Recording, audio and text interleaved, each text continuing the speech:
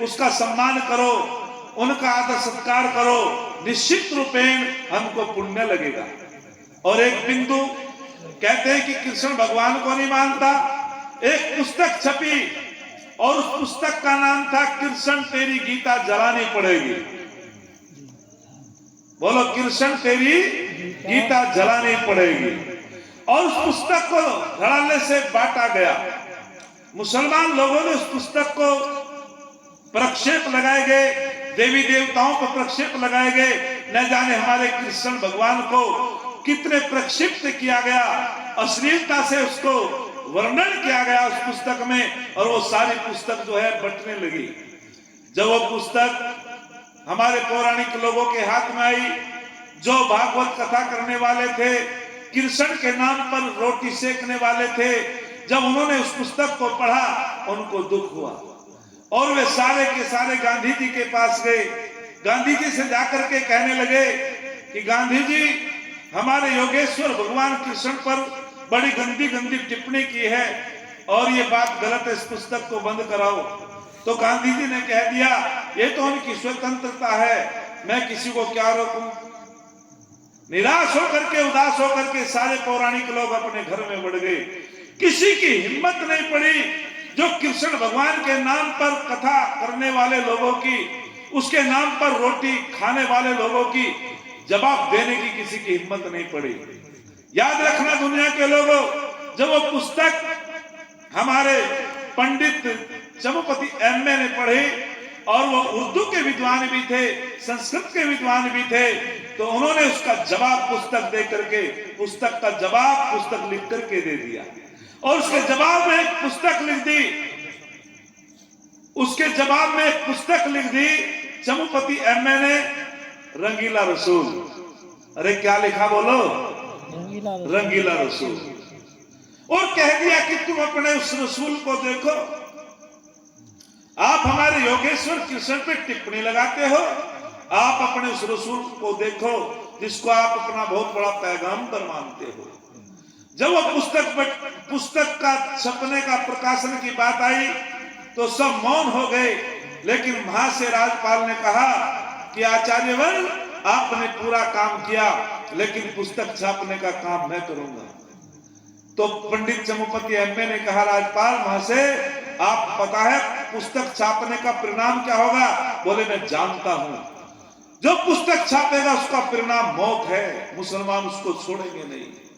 लेकिन वहां से राज्यपाल जी ने कह दिया, उस भारत के लाल ने कह दिया, कृष्ण भगवान के अनुयायी ने कह दिया, उस आर्य समाज आर्य वीर ने कह दिया, स्वामी दयानंद के अनुयायी ने कह दिया कि मुझे पता है, लेकिन मैं अपने योगेश्वर श्री कृष्ण के सम्मान के लिए यदि मेरे प्राणों की आहुति भी चली जाए तो मेरा नाम अमर हो जाएगा, इतिहास में मेरा नाम अमर हो जाएगा, इस बात का मुझे पता है। वहां से राज्यपाल ने अपने प्रकाशन से उसको छापा। अरे आर्य समाज की भूमिका क्षेत्र में कितनी बड़ी है। वहां से राज्यपाल ने उस पुस्तक को छापा, पुस्तक धड़ल्ले से बटी। और जब उस पुस्तक को गांधी जी ने पढ़ा तो गांधी जी ने कहा कि अच्छी बात नहीं है भाई, जब कह दिया था वो तो उनकी स्वतंत्रता है, और फिर कह दिया अच्छी बात नहीं है, ये आपने गलत पुस्तक छापी है। लेकिन जब कृष्ण भगवान के बारे में गलत छापी थी तब गांधी जी मौन हो गई। चिंतन करो। और उसने अखबार निकलता था, उन्होंने जो है मुसलमान लोगों ने जाकर के कोर्ट में मुकदमा डाल दिया और वहां तारीख लगी, वहां से राज्यपाल जी को बुलाया गया। लेकिन पंडित चमुपति एमए ने जो तथ्य दिए थे वो कुरान के आधार से दिए थे, एक भी झूठा तथ्य नहीं था, विद्वान थे वे।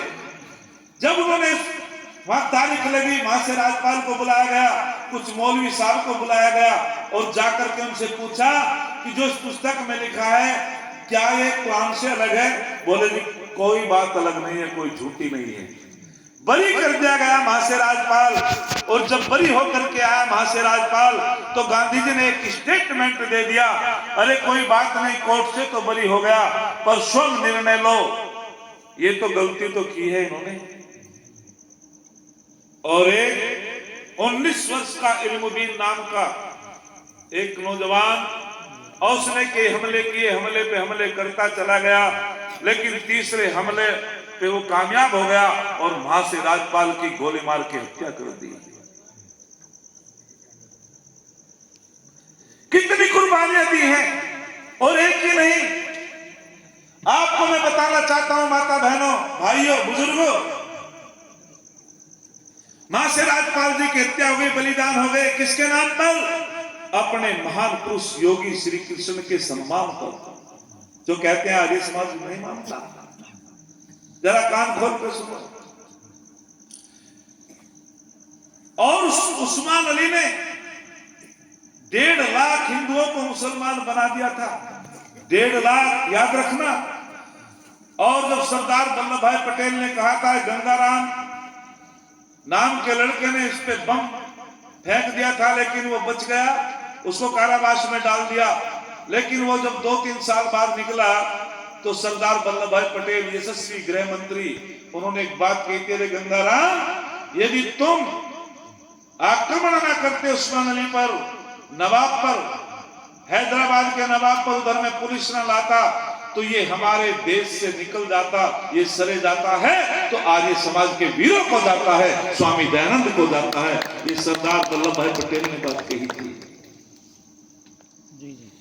आप 1.5 लाख लोगों को जब मुसलमान बना दिया, पंडित नरेंद्र देव आर्य समाज के प्रखर विद्वान थे, उन्होंने कम से कम कई हजार लोगों को आर्य समाज के सदस्य बना करके उन 1.5 लाख लोग जो हमारे निकल गए थे, विधर्मी हो गए थे, उनको घर वापसी करने का काम आर्य समाज के पंडित नरेंद्र देव ने किया। ये सरे आर्य समाज को जाता है। क्या बात। और याद रखना, शुद्धि संस्कार करने के लिए जो हमारे मुसलमान बना दिए गए थे तलवार के भय से या विचारों से, पंडित लेखराम स्वामी श्रद्धानंद शुद्धि संस्कार में लगे हुए हैं। और पंडित लेखराम किसके शिष्य थे? बोलो, अरे बोलो, है जी, किसके शिष्य थे पंडित लेखराम? दयानंद जी। मासू जी के नाम की ताली बजाओ, पढ़ते नहीं भाई, तुम अध्ययन नहीं करते। पंडित लेखराम स्वामी दयानंद के प्रिय शिष्य, और पंडित लेखराम शुद्धि संस्कार में लगे हुए हैं। जो हमारे विधर्मी हो गए थे हमारे भाई, उनको शुद्ध कर रहे हैं, जनेऊ दे करके, हवन कर करके शुद्ध कर रहे हैं। एक दिन पंडित लेखराम जब घर आते हैं, घर आकर के देखते हैं उनका बेटा बीमार है, रुग्ण अवस्था में है। देवी ने कहा कि बेटे की हालत बहुत खराब है और बेटा बीमार है, लेकिन एक सूचना आ जाती है, मोल्ला हेडी गांव पड़ता मुजफ्फरनगर में, कि वो सारा का सारा गांव मुसलमान होने वाला है। उधर पंडित लेखराम अपने बेटे की तरफ को देखता है, इसकी तबीयत खराब है, इसको डॉक्टर को दिखाना पड़ेगा, वैद्य को दिखाना पड़ेगा। और उधर सूचना जाती है कि वो गांव में मौलवियों ने जाकर के वहां डेरा जमा दिया है, वो सारा का सारा गांव मुसलमान होने वाला है।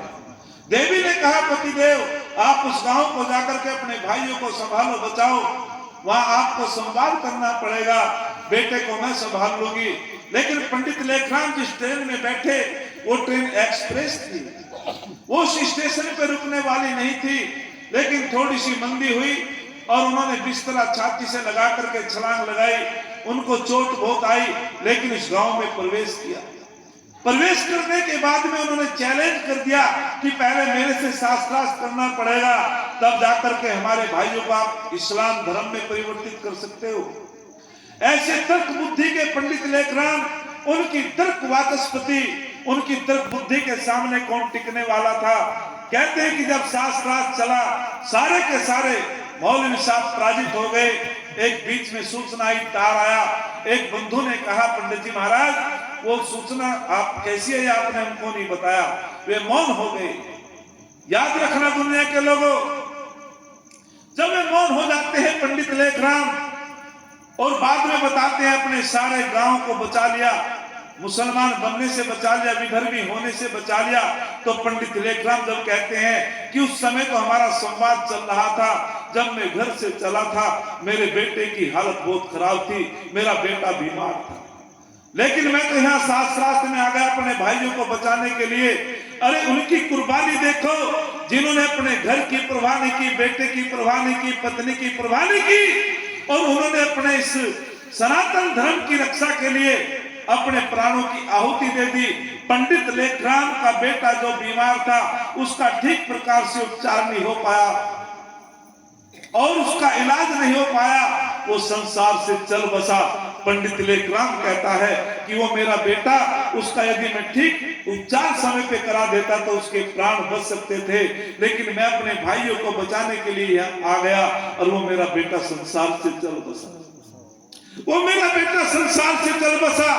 पिता पिता होता है, आंखों में आंसू आ जाते हैं पंडित लेखराम की, लेकिन एक बात कहता है, अरे कोई बात नहीं, अरे एक ही तो बेटा संसार से चल बसा, लेकिन हजारों बेटों को तो बचा लिया, हजारों भाइयों को तो बचा लिया। ये कुर्बानी दी है हमारे वीरों ने। एक गर्म दल है, एक नरम दल है, दोनों दलों के प्रणेता यदि कोई है तो ऋषि दयानंद है। अरे जब गुरुकुल कांगड़ी स्वामी श्रद्धानंद, वे भी स्वामी दयानंद के